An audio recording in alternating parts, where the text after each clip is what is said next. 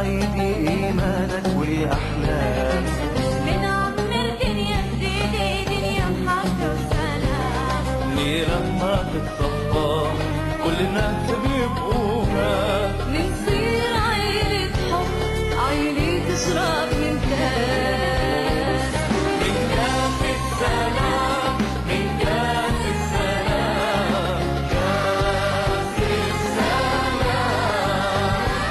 معنا أجمل من السلام معنا أجمل من السلام معنا أجمل من السلام أحلى من السلام معنا أجمل من السلام معنا أجمل من السلام معنا أجمل من السلام أحلى من السلام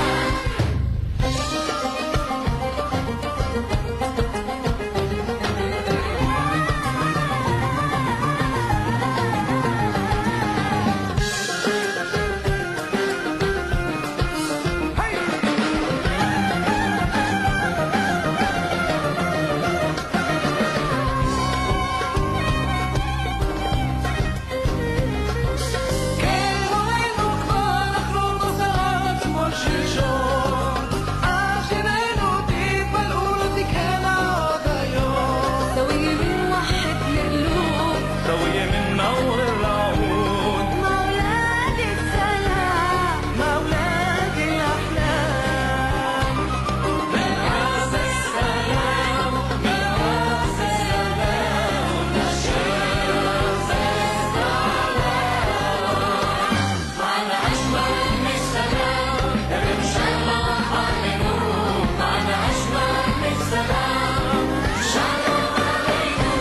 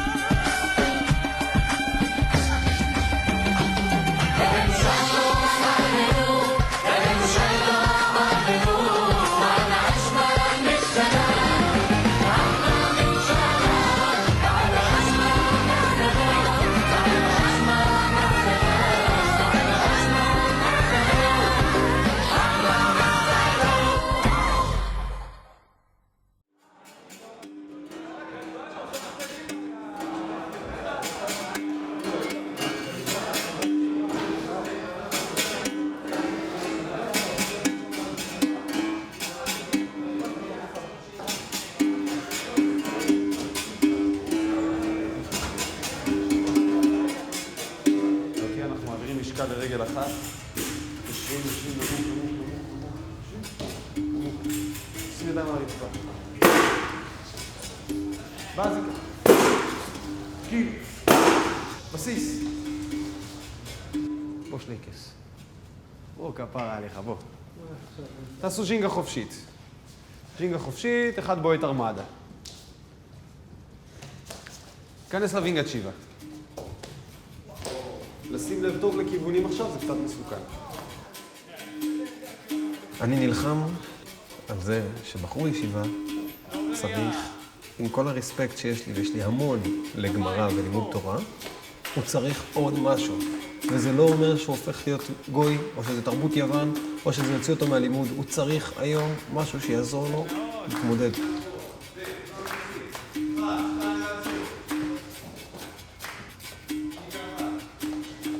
כבר כשהם נכנסים לכיתה א', כיתה ב', והמסר שהם מקבלים זה צריך אדם להעמיד את עצמו באוהלה של תורה, ללמוד עד שאתה מת, ואתה יושב ולומד 10 ו-12 ו-14 שעות ביום.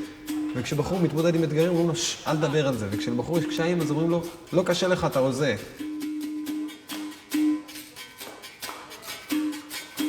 כשילד מגיע אליי שבור, מחוסל, ואני רואה עליו כחולים, ואני רואה אותו עם שפה מדממת ונפוחה, ואני שואל אותו מה קורה, והוא לא מעיז אפילו להרים את הראש ולהגיד לי מה קרה. והלב שלי נקרע, אני יודע, אני הייתי שם. אתה לא יכול לשכוח מה זה לחטוף סטירה ממורה באמצע הכיתה. אתה לא שוכח את זה. אבל מה זה, באיזה גילאים בכלל מדובר? מה זה, ילד בן 10, ילד בן 15? מה זה? 10, 12, 13. טוב, זה ממש הגילאים של הילדים שלכם עכשיו, לא? לא, מחכה לנו. נראה אם מישהו ירים עליו יד.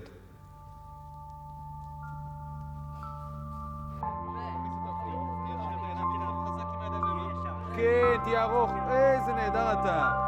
כל הכבוד. היה מדהים. הורדת את האלוף. כל הכבוד. מעולה. כל הכבוד לך. חלק מהם יתומים במשפחות אומנה, וחלק מהם משפחות רווחה רגילות. ואנחנו באנו דרך הקפוארה בעצם להרים אותם, לחבר אותם. גם חיבור למבוגר וגם חיבור לעצמם. כי זה יכול להיות game changer בשבילם. קפוארה זה מקום שמשחרר אותי המון, נפשי. בתקופות שהרגשתי הכי תלוש, הכי מורער, שלא היה לי אף אחד, תקופות שאפילו לא היה לי בית לחזור אליו. ידעתי שיש לי משפחה. חזק, תעלה למעלה.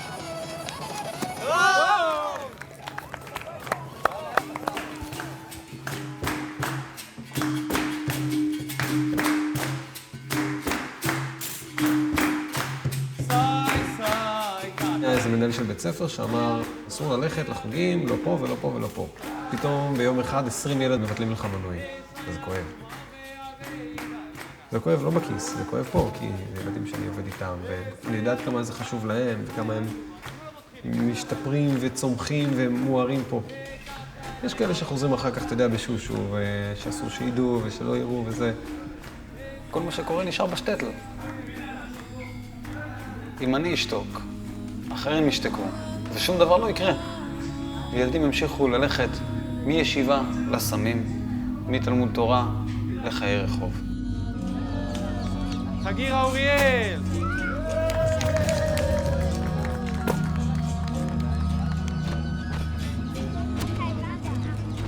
ואני נלחם על זה, שיהיה להם את הכלי הזה, המדהים הזה שאני מתעסק איתו, שזה קפוארה. זה משהו כל כך חשוב.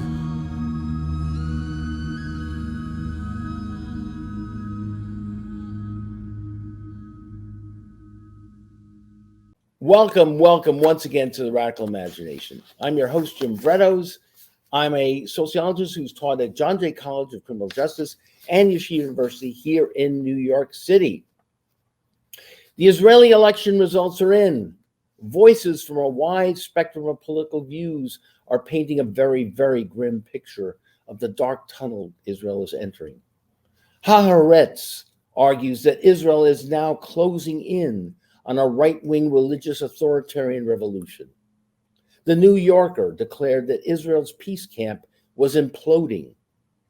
The racist alliance of factions espousing Jewish supremacy, the ethnic cleansing of Palestinians, cracking down on the LGBTQ community, settler expansionism, homophobia, those who used to be on the margins of the margins have won and become mainstream.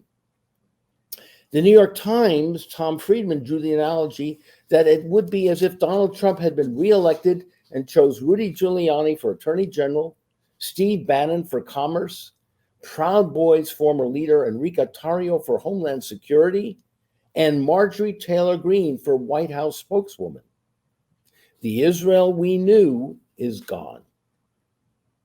The Jerusalem Post described ultra-nationalist lawmaker Itamar Ben-Gvir as the modern Israeli version of an American white supremacist and a European fascist.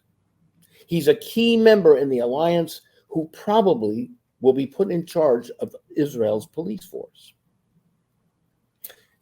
Reverend William Barber of the Poor People's Campaign has often stood in the breach and called out conservative white evangelicals for ignoring the biblical texts referencing justice, mercy, compassion, loving your neighbor, and preaching good news to the poor. If right-wing evangelicalism doesn't express this in deed and belief, he understands it as a form of heresy. They become false prophets who have hijacked the true message of Christianity. It's time to call out the bullies and false moral narrative of religious nationalists who have now taken power in Israel. They're heretics to the morally transformative Jewish prophetic tradition. coming out of the Hebrew scriptures, which above all else taught the ancient Hebrews to love the stranger. For you were once a stranger in a strange land. That would be a start on the way out of the dark tunnel Israel has entered. The award-winning Israeli filmmaker Barak Heymann is our guest again on the Radical Imagination. Barak and his independent film company, Heymann Brothers Films, has directed several documentary films and series for TV and cinema, winning many awards around the world, including Best Series Awards at the prestigious Israeli Documentary Competition, Best Documentary Award at the Toronto Jewish Film Festival, awards at Hot Docs, the International Film Festival in Jerusalem, the Shanghai TV Festival and film festivals in Moldova, Taiwan, and Krakow, among others. He's been nominated to the Israeli Academy Awards and been invited to the Human Rights Film Festival in Paris. Barak has become a powerful, influential, creative, and progressive force in Israeli culture and politics, vocal in his advocacy of LGBTQ rights, Palestinian rights, human rights, women's rights, and numerous other social justice causes. So, Barak, thank you so very, very much on rather short notice for coming on the show and discussing what's going on in Israel and all around the world. And so it's really an honor and a blessing to see you once again. It's a pleasure for me to be invited and to be part of this very, very beautiful and meaningful show. Thank you. Despite the fact that the situation around us politically, both in the States and in Israel, is totally fucked up and dangerous and scary, everything else is quite well. Okay, that's a great way. Right, we've got to look on the bright side of things too. And you know, your email that, because again, on rather short notice, you were able to come on the show. I'm so appreciative of it. You mentioned that yes, of course, we're upset, we're frustrated, we're angry, but you're not taking this passively, and that was a very important point that you made there. So, what did you mean by that? What is happening in Israel? How are you responding to this horrendous political situation there at this point? I mean, let's start with the big thing of being passive or being active. If you are passive and if you don't do anything and if you allow horrible things to happen around you, and if you allow horrible people to attack and to hurt innocent people, what kind of a human being are you? What kind of a person are you? So being passive, I think it's not a legit possibility for people who care about anything else rather than themselves. About the situation right now in Israel and Palestine, well, what can I say? I think you know the situation. The right wing is in power for many years in Israel. If you ask me, the right wing is in power for 74 years already, since the establishment of Israel. Of course, I don't say that Bibi Netanyahu is exactly the same like Yitzhak Rabin. I don't say that the Labour Party is exactly the same as the Likud Party. But I have to say, sadly, that the differences are in the nuances. The main agenda of all Israel governments ever since the establishment of this country is more or less the same. And the meaning of it is apartheid, It means that there is different law systems in the occupied territories ever since 1967, since the Six-Day War. The Palestinians who live in their land in the West Bank and in Gaza are living according to one law system, while the Jewish settlers who live in those occupied Palestinian territories are living according to different law system. This is par excellence apartheid. Inside of Israel, there is also apartheid. It may be not as horrible or as straight and as clear as the apartheid you find in the West Bank, in the occupied territories, but I have different life, I have different privilege, I have different security and different freedom as a Jewish man living in Israel than my next door neighbor who is a Palestinian who lives in Israel. And in that sense, right or left are all the same in Israel. For instance, ever since the establishment of the current government, which is anti-Bibi government, at the beginning it was Naftali Bennett, the prime minister, and then it was Yair Lapid. People mistakenly call it as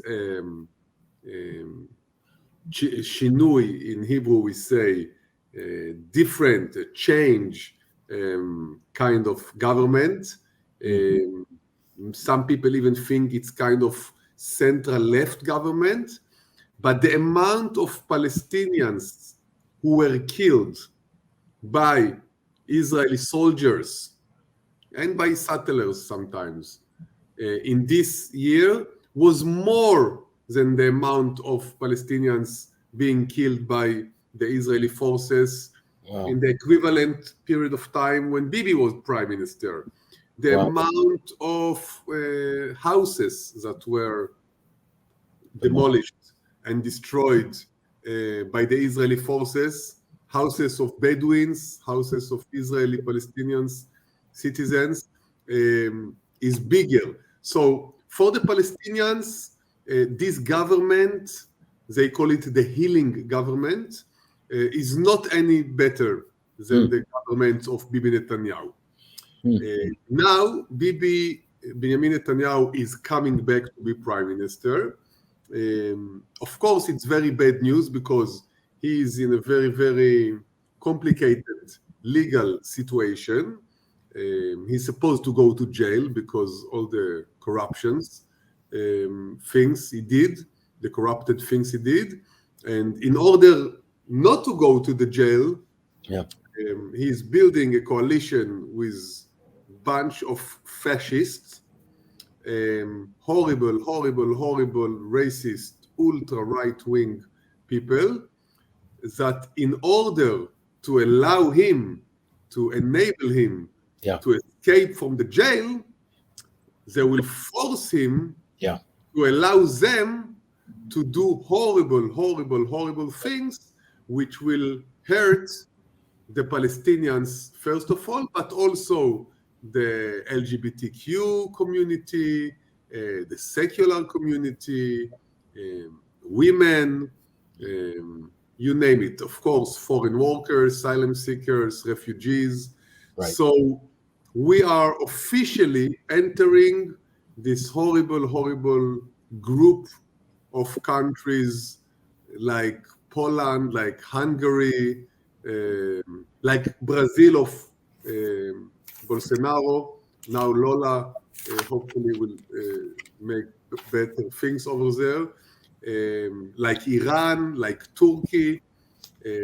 I'm very sad, I'm very worried the only good thing about it is that finally people will know the truth, the real truth, because people also in the States thinks that Israel is a democracy. Yeah. We don't think Israel is democracy. Now, finally, everybody will face the sad fact that Israel is not a democracy. Let me ask you before you go on. In the previous show, I do remember you consider yourself a Zionist, right? No. Do Of not. course not. Okay. Of course not. All right. Not only I am not Zionist, I am anti-Zionist. Okay. My misperception there. I'm I glad. forgive you. I forgive you. Okay. Thank you. Thank you. So, so tell me then. There's not going to be any two-state solution. There's really not going to be any negotiation or settlement or attempt to settle grievances. As you say, these right-wing fascist forces are going to be unleashed. What can progressive Jews do about that situation here in America, where a majority of young American Jews and young Americans generally see that true face of Israel now and are much more aligned with Palestinian rights? So what is your plan of action in a sense? Where do you build a movement in a sense, or is the movement there to counteract that? And what political form might it take? Some sort of binational state, hopefully, or what do you perceive happening? And is this endemic again to Zionism, this inevitable apartheid? It's a very big and good question you are asking. Like, what could young progressive Jewish people living in the States can do? But the answer, in a way, is not so complicated. Those young progressive Jewish people living in the States could look for human rights and pro-Palestinians and Palestinians NGOs and organizations and support them financially, support them publicly, being on their side and push them from the back. Right. You know, the Minister of Defense, Benny Gantz, who sees himself as a central kind of person, not right, not left, he made 6 human rights Palestinian organizations. He turned them into terror organizations. Yeah. And therefore they were blocked, and horrible thing which he did. So, for example, a young progressive Jewish person living in the States can look for those organizations and support them. Right. For example, the Israeli press is very right-wing. Of course, I wouldn't say that Haaretz is right-wing, but Haaretz is relatively not very big newspaper, but a good one. The big newspapers in Israel, the printed ones and the online ones like Ynet, like Walla, like Yediot Achronot, Ma'ariv, Israel Hayom, are all very right-wing.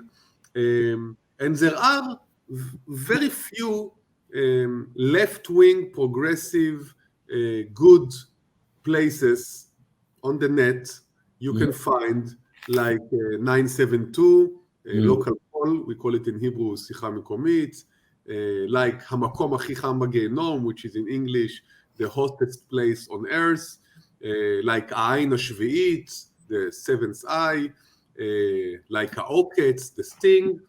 All those organizations, all those websites, all those alternative media places need your help because they don't have money. They need money. They need support. What I'm saying is that if you want to be part of the revolution, of the support, you can find the way. So one can say, okay, I can only put some money every month, and one can say I am signing petitions, and hopefully if someone is a bit more brave and have the time to do it, should come here and go to south of Hebron, where the settlers are going on a daily basis to attack innocent Palestinians, and protect them and be with them and live Yeah, with them. right. So there are many things to do. Exactly. I wanted to also ask, you mentioned Minister of Defense. What is the military establishment? Because again, questioned about whether, again, we throw a lot of money. Military budget is what, $4 billion, $4 billion we send to Israel every year. Isn't that one way of gaining control or pushing Israel away from the sort of militaristic agenda that it's following? And yet that's so difficult to do. That's certainly one thing that American young and old can participate in. I just want to follow that up very briefly. In today's times, of But course. wait. Okay, wait. go ahead. Yeah, go ahead. I'm not sure I understand you. Okay, The money that the USA yeah, is sending Israel, military, for military arms. it's a crime. You guys Saying are yes, doing crime. exactly, Yes. exactly. So stop it.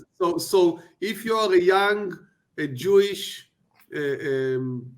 progressive person living in the States, Yeah. you should do everything possible to let as many people as possible in the States understanding that the USA is literally part of supporting war criminals like the Minister of Defense in Israel. Absolutely. And that's what Friedman, if you just give me a couple of seconds here, to put forward a couple of points that Friedman makes in his editorial, Tom Friedman.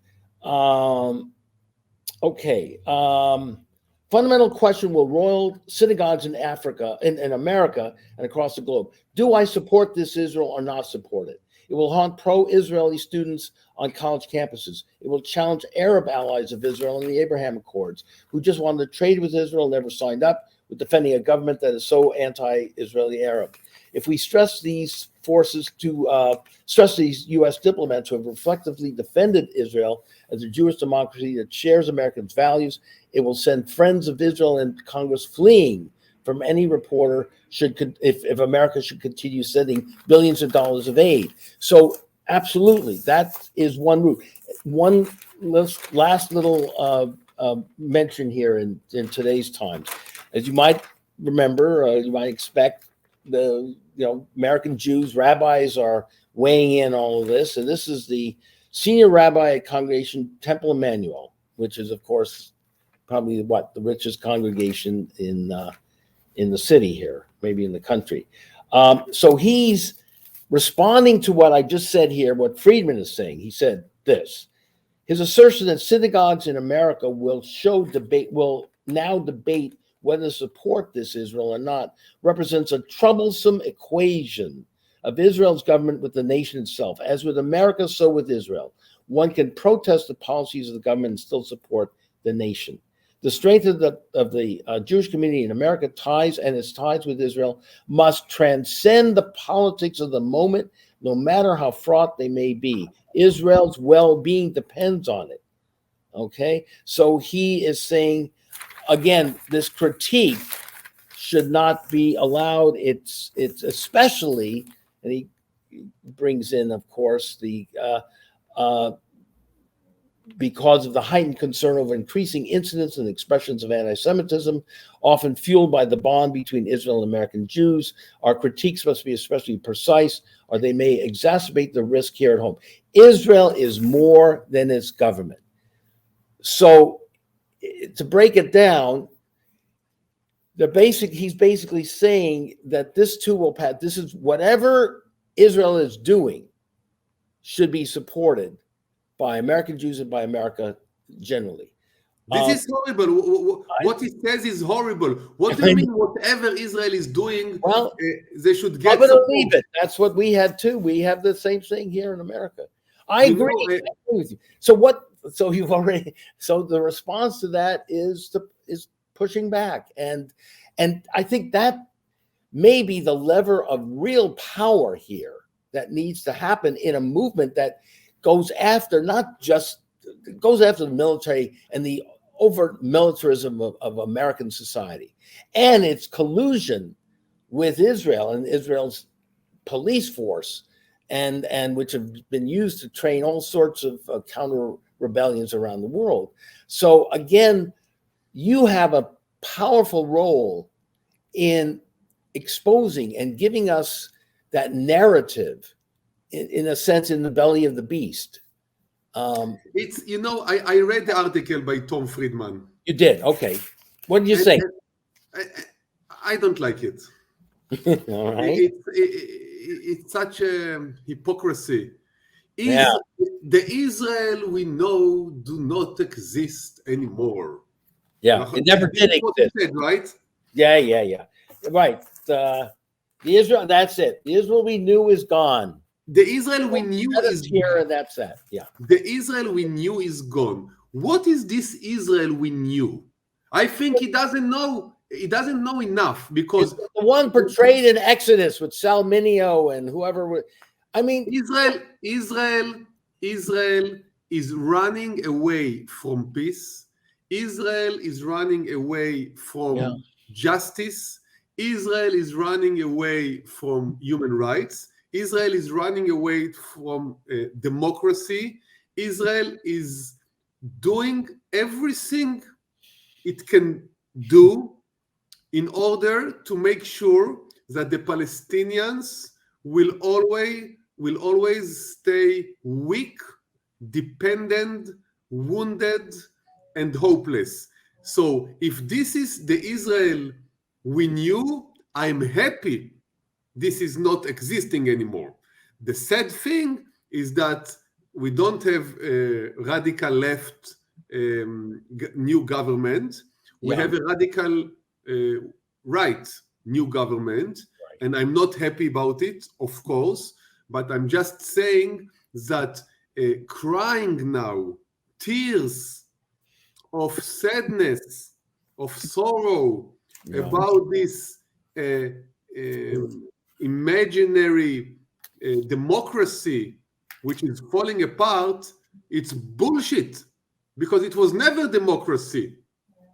How can it be a democracy when it is always giving the Jewish people who live here much more rights than to the Palestinians who live here? Why? Can I ask you something? Sure. Why is it that if I have a great uncle living in Mississippi, 92 years old, Jewish man who have never been in Israel or Palestine or even in the Middle East, he have never been outside of the United States of America. Okay? He doesn't even know the difference between Jews and Arabs. He doesn't understand the difference between Hebrew and Arabic. He was not here in his life. And well, he was in Mississippi. If he was in the Upper West Side, he would. All right, I get it. Okay. All right. So here he is. Yeah, he gets to go, and he can come here because he is Jewish and get, according to the law of return. Yeah, he can come here to Israel and get citizenship and be protected by the government and get money and get health and get whatever he wants, while someone who is the same age of him, Yeah. who was born in Palestine, who was born in Akko or in Ramle or in Lod or in Jaffa. He was born here Yeah. and was kicked out by the Zionist forces, can never come back here, not even to come back here to his original house or to live here. He cannot even visit here. I understand. I understand. So But this is listen, democracy. but listen, I understand all of that.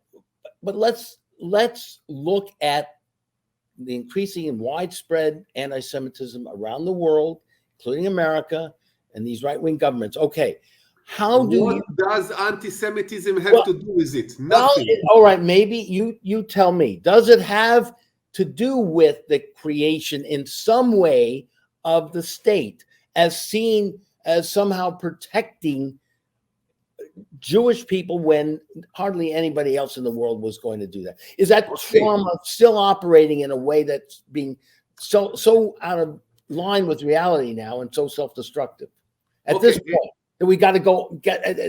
We have to go beyond that now. We can't. But did I tell you that Israel doesn't have the right to exist? Did I tell you that I was all the thinking- Jewish people who live here have to go back now to Europe? Did I tell you to kick out all the Jewish people from Israel? No, All you have- what I said, Right. and Right. all what I'm saying, and all what I will keep on saying until my last day Well, is that I don't want to have any right and any privilege just because I'm Jewish that my friend who is Right. Palestinian, who was born here, doesn't have. What is so complicated to understand about this? totally understood. simple. I agree. So Totally. simple. So then, in a, although we're so far from that, obviously now, but what does that? How does that manifest itself in terms of a political entity, some sort of binational state, or what? Right now, there are only Yeah. two parties in the Israeli politics Mm, who deliver this kind of message. mm, One of them is Hadash, is the Jewish Arab joint party yeah. that Dov Hanin, who was together with me in this show, is part of. Yes, One I'm going party. to have him on too. Yes. Okay. That still exists. It still exists, and it is in the inside the parliament. I see. Okay. The other party called Balad, Mm, unfortunately, is not in the parliament because they were missing few thousands of votes, mm-hmm. and they are the only non-Zionist parties who truly believe in democracy. All the rest of the political entities, all the rest of the parties in the Israeli politics, in my eyes, are right-wing, Zionist, and racist. Of course, there is a spectrum of Yes. racism, Yeah. and I'm not saying that, for example, the Labour Party is the same as the same level of racism like the religious Zionism of Itamar Ben-Gvir and Bezalel Smotrich. Okay? It takes a different form. I understand it. Same thing. We have the same thing in America here. Yeah. The But- so-called neoliberals and the. But Yeah. any progressive citizen of Israel who truly believes in justice, in peace, in democracy, in equalness, I believe can only vote for one of those parties who are truly and literally against the Jewish privilege and against racism and against Zionism. Okay, good. You mentioned the religious Zionists, so I want to get into because I love talking with you. We could do this for hours, but you did send a clip, and we're going to be putting in to the show of a work that you've been involved in doing here.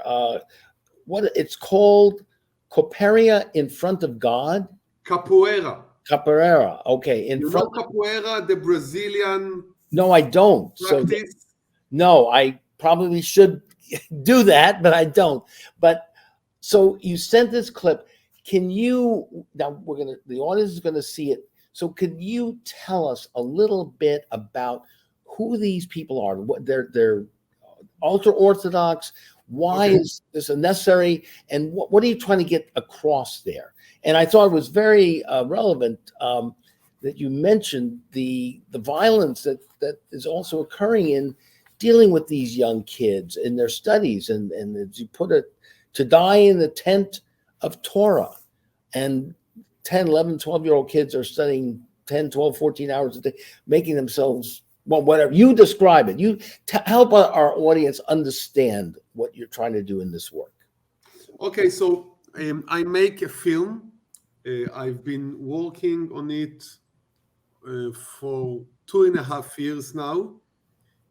I hope to release it 1 year from now if I will find enough money to complete it. I already have support from the Israeli documentary channel Yes Doco in Israel and the Rabinovich Foundation, but I'm still missing a few tens of thousands of dollars in order to complete this film. The film called Capoeira in Front of God, and it is telling the story of a very radical movement inside of Bnei Brak. Bnei Brak is the largest ultra-Orthodox religious Jewish city in Israel. It is just 10 minutes drive from Tel Aviv. And in the heart of this ultra-Orthodox city, there is a new place that I've been documenting, and I'm still documenting, which brings young ultra-Orthodox Jewish religious kids together in order to practice capoeira, which is sport. It's a mix of dance and sport. Right. And Karate. Okay. it's coming originally from Brazil. And those kids, some of them, are coming from a very tough families or troubled families. Some of them are coming from a very complicated, I would say, family and social background. And this place giving them hope, giving them power, giving them happiness, and allowing them to live a better life.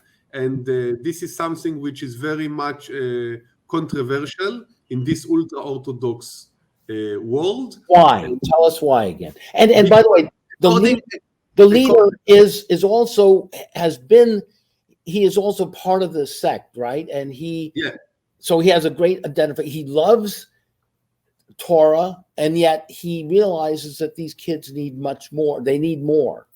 Yeah. So right? It's controversial because according to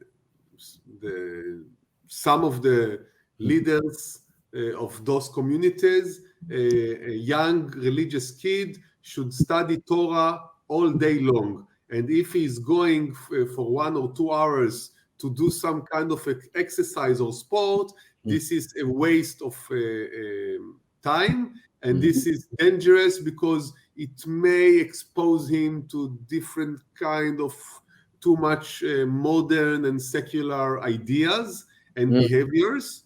And I always like to put in the heart of my films heroes, protagonists who are doing something unique and who are brave, and they have a lot of I get a lot of inspiration from them because they are doing revolutions in the communities where they live.